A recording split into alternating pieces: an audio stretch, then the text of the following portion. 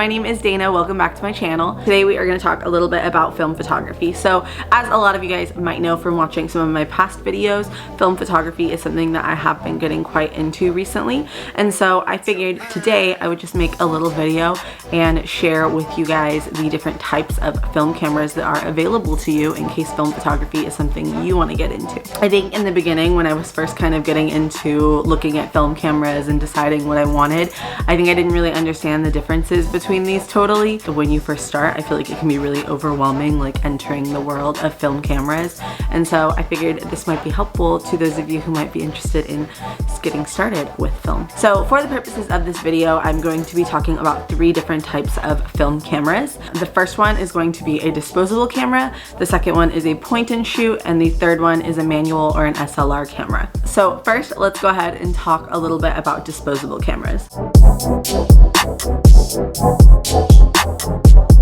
So you guys have all probably seen these. If you are born around the same time as me, you probably had these laying around your house as a kid, or you've maybe seen them at like Urban Outfitters or, you know, even just at like CVS. But this is just a disposable camera. You can buy these at, like I said, CVS, Urban Outfitters. I got mine at Urban because I needed to spend a certain amount more to get free shipping. That's honestly why. But I wouldn't necessarily recommend buying it from there. Like I said, CVS, anything like that. Typically, these have around 27 shots on them. So you take your 27 shots and then at the end, you actually turn the entire camera into wherever you're gonna get it developed. And then they develop your film for you and you don't ever see this again. So it's kind of a like one-time use type of thing. I wouldn't necessarily say you're gonna get your, you know, best quality of pictures on these, but I feel like if you're looking for something just to get a little bit of that like retro like film vibe, you definitely could check these out. Another thing is depending like what brand you buy, the like quality of the picture is gonna look different. So with Fuji, it's gonna pull more of those like green colors versus if you were to pick another brand, then it might pull different colors. So I watched a really cool video recently where someone actually compared a bunch of different disposable cameras. So maybe I'll insert that in the description below so you guys could check that video out if you are interested in getting a disposable camera and kind of trying to figure out which one is for you. So that is the first type of film camera. Some of these have flashes, so you can see this has a little flash right here. And at the top of this, you can see how many exposures you have left. So I haven't started using this one yet. And then you can see right here, you can turn the flash on and off, but other than that, it really is just, you know, you're looking at it and you're taking the picture, so there's not a lot to it. The next type of camera that I am going to be talking about is a point and shoot.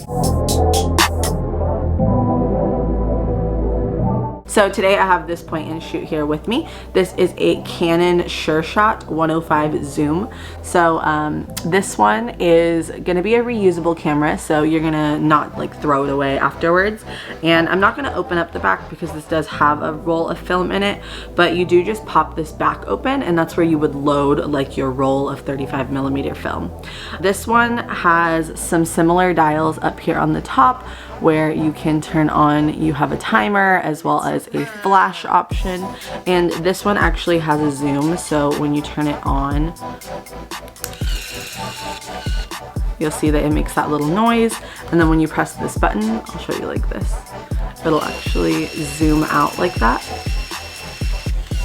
It does go quite a far way and it is kind of obnoxious in public when you're using it. I feel like these are really good for if you just want something small and quick to like throw in your bag and you want to shoot on film, then I feel like this is going to be a good option because you do get a little more control with like the zoom and whatnot, but you still are able to shoot on film. And I do feel like with these, depending on which one you have, you are going to have more control over the like settings and whatnot on it. I feel like this one's a little bit more basic generally, but I've seen some of them that do have, you know, more controls and more ability to kind of change things around on them and whatnot. But like I said, really good for just throwing in your purse if you want to just take pictures on the go. And the last type of camera that I want to get into is a manual camera or an SLR camera. So the manual camera that I have here with me today is the Minolta X700. So you can see it right here.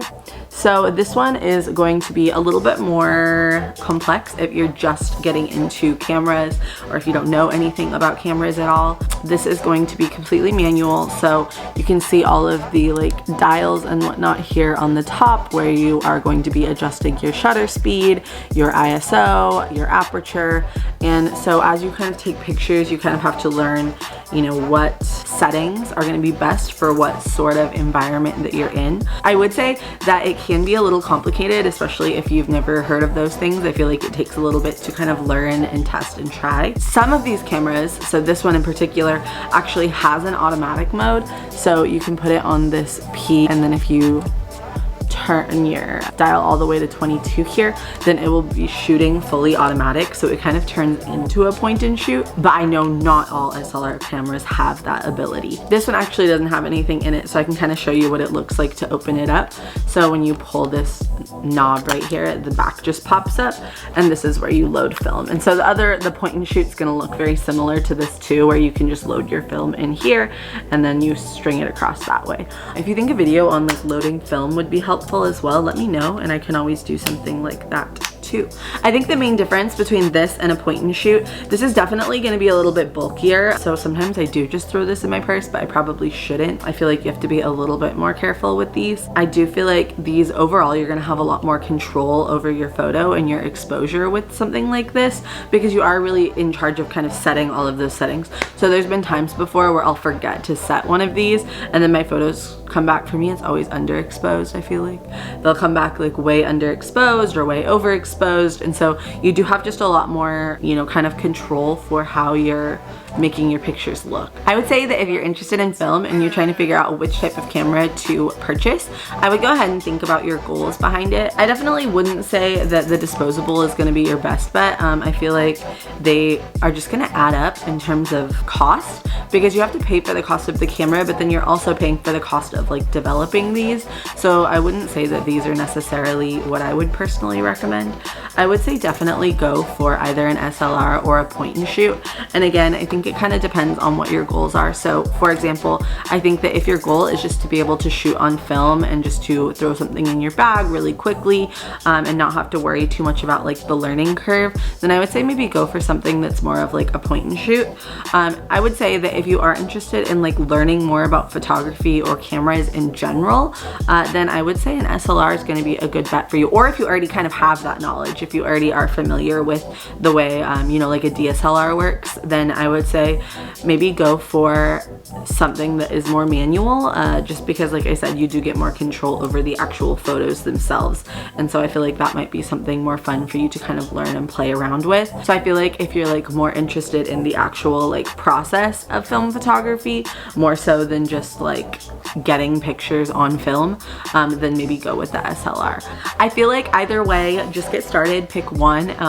This one, I feel like the point and shoots, I feel like you can literally find for so cheap. I've seen some of them for like $5. I feel like you can find these at thrift stores. You just go on like eBay, I feel like they're kind of all over the place in terms of cost, but like $5 to like $30. If you want like a new one, I know they sell point and shoots on like Urban Outfitters as well. I don't know the quality of those, but this particular camera is going to be a little bit more expensive. So this one was around $100, but I feel like you can find some SLR or manual cameras for a little bit cheaper than that. It just kind of depends, but definitely be checking like eBay Marketplace and just make sure that it works before buying it, because I know a lot of the ones online don't work. But if you're looking for one of these, they might be a little bit on the pricier side from the point and shoots, but it really just depends on the model that you're getting at the end of the day. I think that film has been so much fun and it's been such a learning experience for me, and I've gotten such cool pictures out of it. And I think overall it's really made me just like stop and slow down and like look at things a little more closely, because I feel like normally if I'm like walking around without a camera, I'm not really noticing my surroundings as much.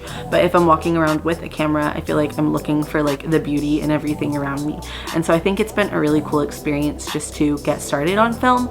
And so I would recommend, regardless of which one of these you get, it's going to be a positive experience. So just try one of them and shoot some film and let me know how it goes. I think that's all I have for today. If you have any other questions about film photography, go ahead and leave them in the comments down below and I would be more than happy to try to answer those for you. Other than that, thank you guys so much for watching my channel. Go ahead and leave a like on this video on the way out and I will see you guys next week. Bye guys. She's a Mona Lisa. Everyone's lining up to see her.